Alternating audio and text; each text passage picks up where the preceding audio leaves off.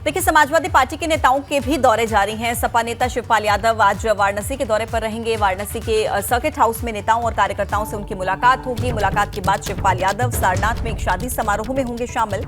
इधर समाजवादी पार्टी के राष्ट्रीय अध्यक्ष अखिलेश यादव का आज फिरोजाबाद का दौरा रहेगा।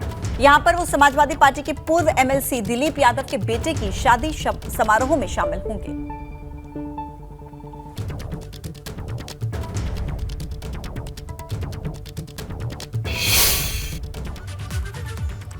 और देखिए, स्वामी के रामचरितमानस पर दिए गए बयान पर शुरू हुई सियासत अब मंडल कमंडल तक पहुंच गई है। सपा ने जो 14 राष्ट्रीय महासचिव बनाए हैं, उनमें एक भी चेहरा ठाकुर या फिर ब्राह्मण का नहीं है।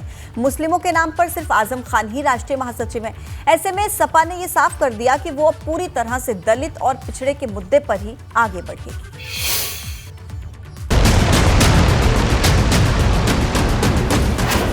ये जूस और आइसक्रीम शॉप चलाते हैं और हर महीने 3 लाख तक कमाते हैं। आपको शुरू करना है, इनसे सीखना है तो फ्रीडम ऐप को अभी डाउनलोड कीजिए।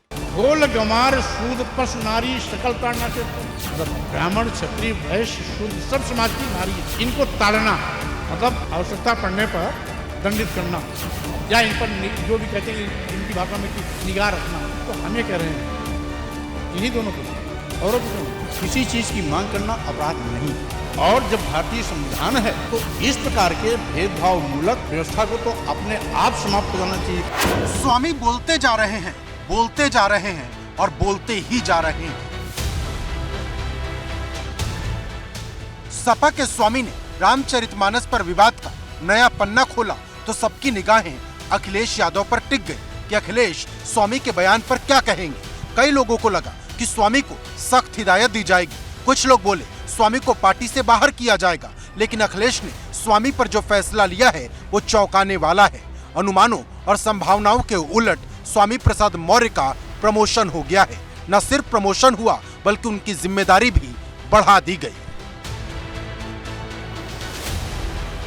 दरअसल स्वामी प्रसाद मौर्य अपनी विवादित कथा के बीच सपा के राष्ट्रीय महासचिव बन गए हैं। सपा ने जब राष्ट्रीय कार्यकारिणी के पदाधिकारियों और सदस्यों की लिस्ट जारी की तो स्वामी का नाम देखकर कई लोग चौंक गए, क्योंकि यह फैसला ऐसे वक्त में आया जब स्वामी रामचरितमानस पर दिए अपने बयान की वजह से विवादों में हैं।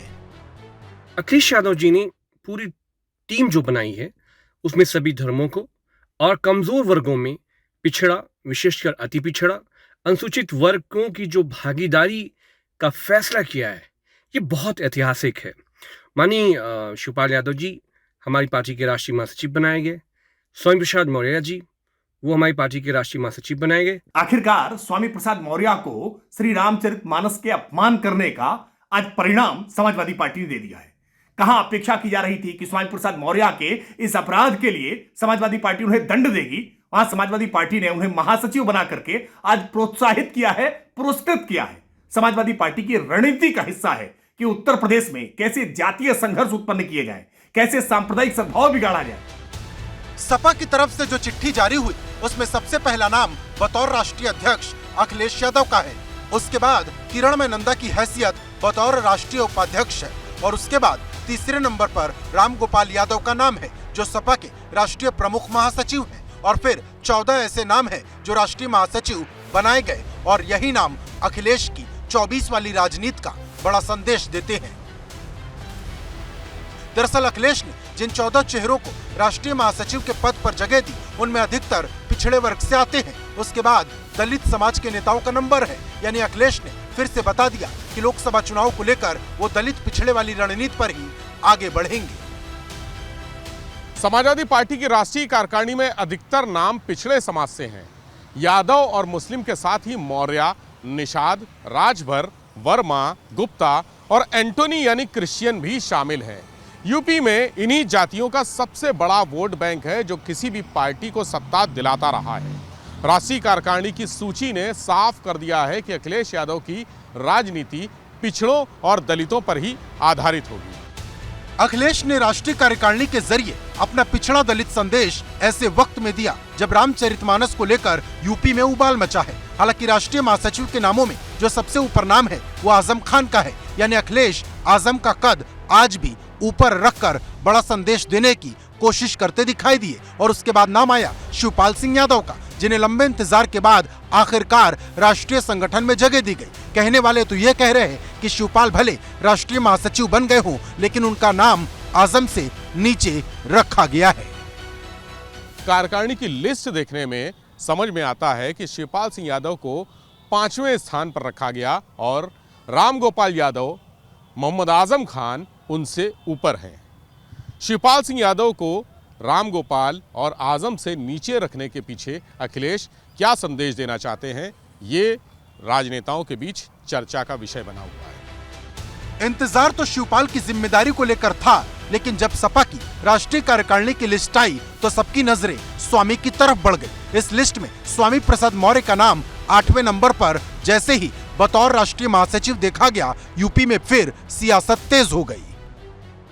2024 के चुनाव को लेकर इस्लामिक कट्टरपंथियों के साथ में अखिलेश यादव का समझौता हुआ है कि जिसको लेकर के हिंदुओं में जातिवाद की खाई को गहरा किया जाएगा, हिंदुओं में जातिवाद को बढ़ावा देकर उनका आपस में विभाजन किया जाएगा, जिससे सीधा सीधा इस्लामिक कट्टरपंथियों का लाभ होगा। देखिए, समाजवादी पार्टी के नेता इन्होंने हमेशा समाज को भ्रमित करने का, समाज को खंडित करने का, समाज को गुमराह करने का काम किया है और इसी विरासत को आगे स्वामी प्रसाद मौर्य जी भी बढ़ा रहे हैं।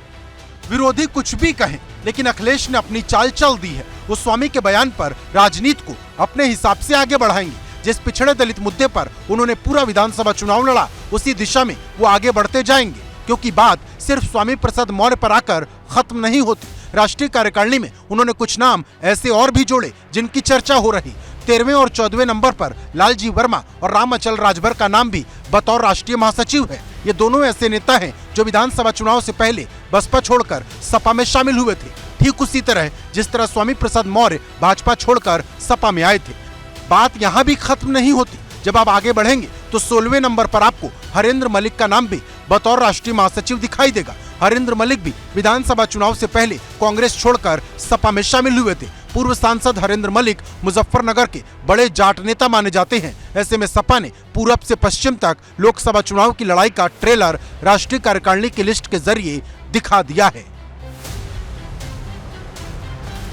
कुल मिलाकर एक लाइन में बात यह कहें कि अखिलेश ने राष्ट्रीय कार्यकारिणी के जरिए पूरी तरह से जातीय संदेश दिया है, क्योंकि राष्ट्रीय महासचिवों की लिस्ट में मुस्लिम भी है, यादव भी, वर्मा भी, मौर्य भी, निषाद भी, राजभर भी और जाट भी।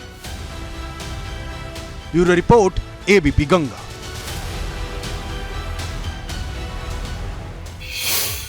ये जूस और आइसक्रीम शॉप चलाते हैं और हर महीने 3 लाख तक कमाते हैं। आपको शुरू करना है, इनसे सीखना है, तो फ्रीडम ऐप को अभी डाउनलोड कीजिए।